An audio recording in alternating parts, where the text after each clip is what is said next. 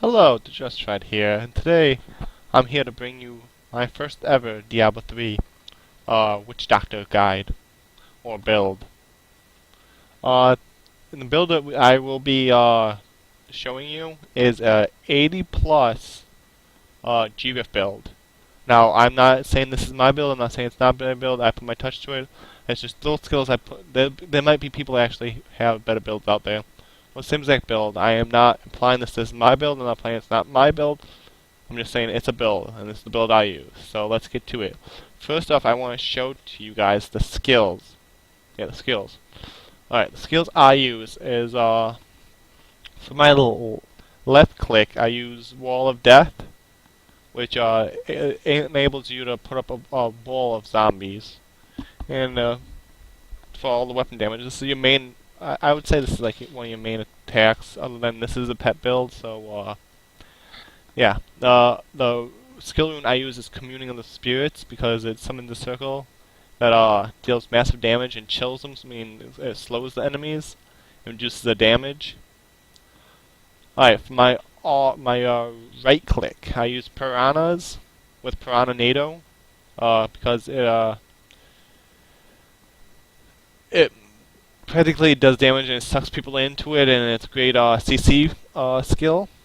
And the pool does damage for poison, which you will be practically stacking poison and armor for this build.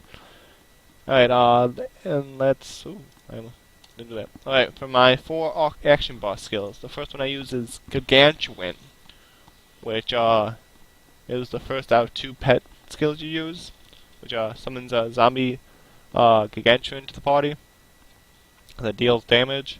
And with it you use the cleave, because you're going to be dealing with a lot of mobs doing great rifts, so you want to hit them, and I believe it has a chance to freeze. So on top of that, that's your Gargantuan's doing about 1000% damage right there. The second one I want to show you is the second. This is the second skill of pets, because this is a pet build, so you're only using 2 pet builds. You're not using in this build. You're not using any. I don't remember the name of them.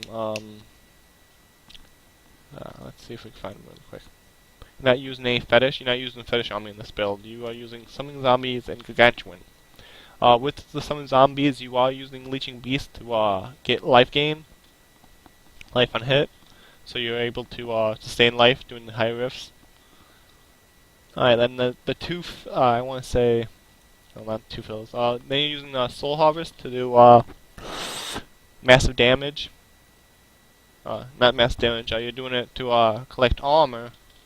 So every time using this with the Sacred Harvest, you can stack up to 100% armor. And you also reduce monsters speed. As you see, you reduce monster speed by 80% for 5 seconds. So you're practically CCing them. You're building your armor up 100% and able to produce damage. Which if you are trying to run rifts based off damage you're trying to do, this is not the build for you, because you are relying on pets this whole build. I mean, you have to keep summoning pets, you have to keep resummoning them into mobs, and so on and so forth. It's definitely a pet build. Alright, then this is for movement and getting out of tight spots. It's more of a maneuvering skill. I use Spirit Walk with Jaunt, which increases the Spirit Walk by another 3 seconds, so you're able to, if you're in a huge mob, you're able to get out of it in a tight spot before they kill you. Alright, for the passive skills, I am using Swamp of the Attunement, Graven Justice, Midnight Feast, and Spear Vessels. Let's go into what they are. Alright, so Swamp of the Atonement, you and your pets gain 120 physical, poison, fire, and cold resistance. This is good for banning the mobs when you're trying to like CC them and so forth. Alright, second one is Graven Justice, which you gain 1% of your maximum life and mana reduced by cooldowns all skills by 1 second when a monster dies within 20 yards. Which if you have massive mobs and kill them with your pets with the cleave from the humanoid, this is really good because you could keep summoning piranhas in Wall of Death. Alright, the third skill I use is Midnight Feast. Your damage zombies and Gargantuan increased by 50%. This definitely increases the damage output of your pet build. And you'll also be able to summon a fifth dog, which the fourth dog you get from a piece of gear. Alright, the last and final passive I use is Spear Vessel, which you when you deal fair damage, which mean when you get hit and you're supposed to die, you automatically go into the Spirit Realm and heal up to 50%. But the cooldown on it is 1 minute, so this is like a life-saving skill, a last resort.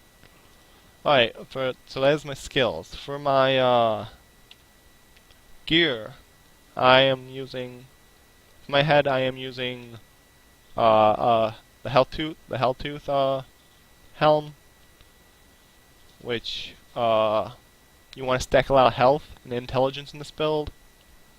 Like you see, I rerolled for the 15% intelligence, and I also have a life gem in my helm.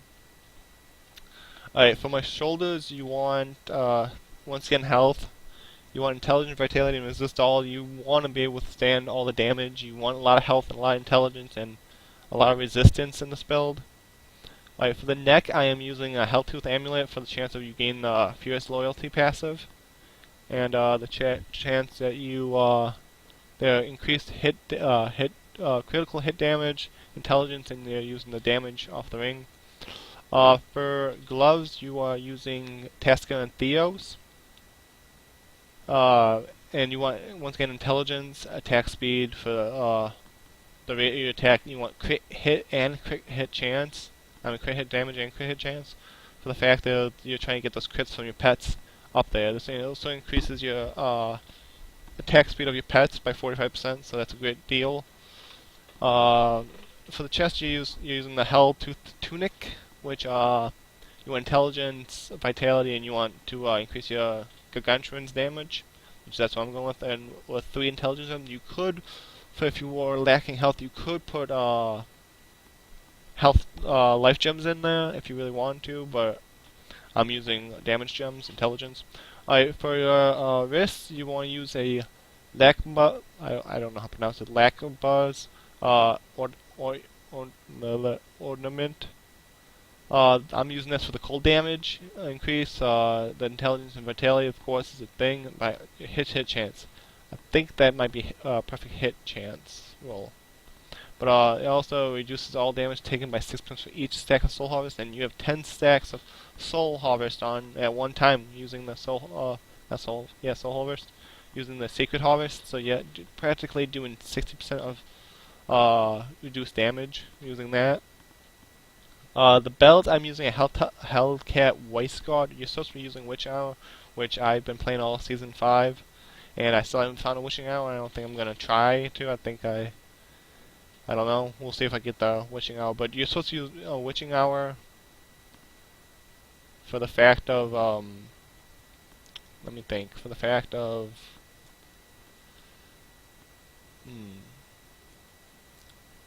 yeah, you're supposed to be using a Witching Hour for the fact that you get intelligence, attack speed, critical hit damage, and I think that's about it. They might give you, I think they give you a passive for your pets, but I'm not sure.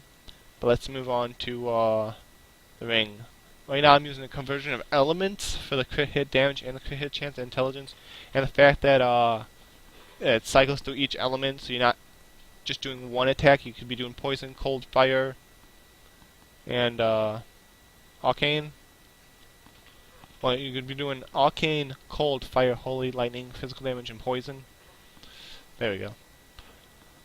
The second ring was Short Man's Finger, so you could split your Gargantuan into 3 smaller ones, more each power than the other one. So practically, instead of doing 1 Gargantuan does 1 million hit, you'll have 3 Gargantuan doing 1 million hit each. So really, and all 3 have cleave, so you can clear big mobs and so on and so forth. But with this, you once again you want crit hit damage, crit hit chance, intelligence. This is a low roll. I had to roll the socket onto this, so this isn't a perfect roll. So that's my ring. For pants, I'm using a Hellfire Legs cards. And once again, you see the intelligence fit and armor on it rolled. And the intelligence gems, I'm using this for the set. That's really self-explanatory. For the boots, I'm using Helltooth Greaves. which the armor, once again, intelligence, and you also have zombie charger damage, which I don't use, so I can roll off the boots. And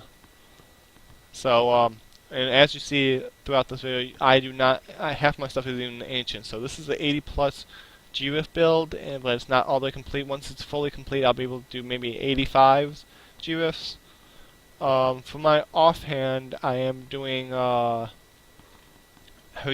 Prequisition, which you have the original damage, you have intelligent crit hit chance, and I rolled increased gargantuan damage on it.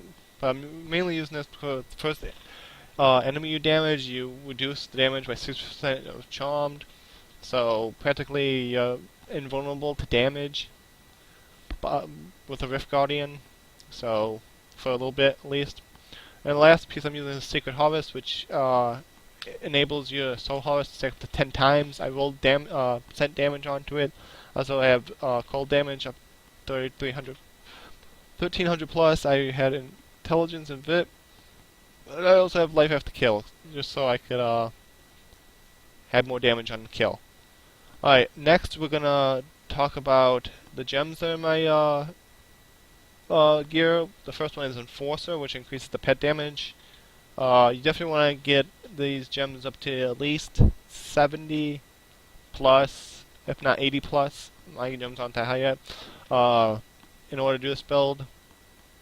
Because your pets take a 25% damage, and then pets increase the damage of your pets by, when it's up there, 40-50% increased damage. That's the Enforcer gem once again.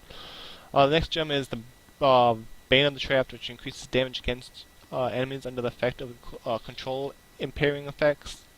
And once again, once it's at like 80, it's at like 45% or 40% or something like that. It also gains aurora and reduces movement speed of enemies within 50 yards, which is slow, combined with the cold and the CCing you're doing, which makes it very easy to do crowd control. Last gem I want to talk about in the final gem is Bane of the Stricken, which in each attack you gain increases the damage, meaning when your pets are attacking mobs, they just keep getting stronger and stronger and stronger and stronger.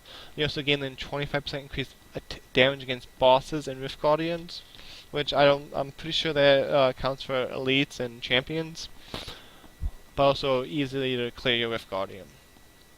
Alright, the final, now the second to final thing I want to talk about is the cube mats that the affix that I use, which is the furnace, which increases once again increases because you're trying to speed rift, you are increasing damage against elites by 50%.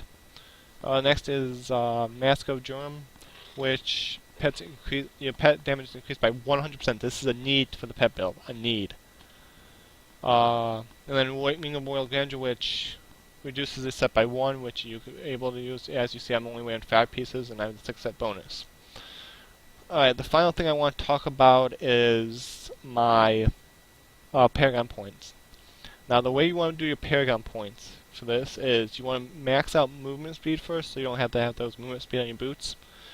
Second, you want to do max mana, which increases your max mana by 200%, which my mana is now at 950, almost 1,000. You want 1,000 mana end game.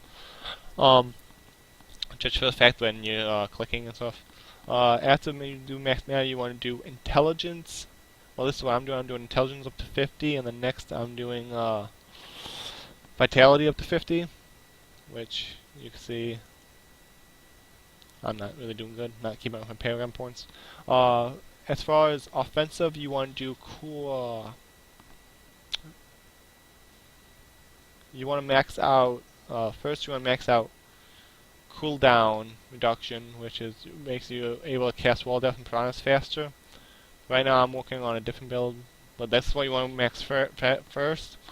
Then you want to do crit hit chance, which enables you to hit crit more. Then you want the damage, so you can have those heavy blows with your creatures. Last, you want to do attack speed to increase your, of course, your attack speed. For defensive, you want to do resistant all, which is resistance from elements. And then next, you want to do armor, Because once again, you are very squishy, but your pets need to be doing damage. You just need to stay. This is a survival build practically. Your pets do damage, and you just run around trying to survive. Next, you want to do life, which, as you see, I have max life, so it gives you 25% more life, which my life is at 1.1 million. But you want to be like to do T8, you want T80 plus, you want it like 1.2 million. You also want to be Paragon 800 plus, so you can have all four of these maxed out.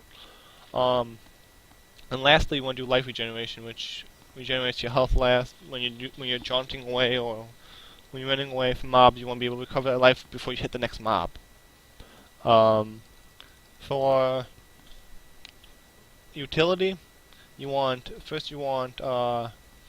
resource cost reduction, which reduces your cost by resource by 10%, which means you could do more mana spending. Next, you want life on hit to get those life back from your pets when your pets are hidden. With Leeching Beast, you are really doing life on hit.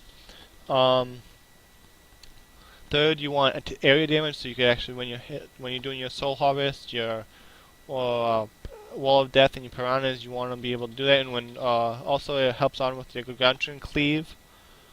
Last and not really needed is Gold Find, which you find gold. Which if you are using a gold build for this, that's actually good. Because you find a lot of gold and you can get it for armor. I just want to go through my actual details really fast. Damage from increase of 10,000. Damage increased by skills 0%. Bonus damage from elites 50%. Attack plus 3. Oh, you want to get this up to probably 2.0.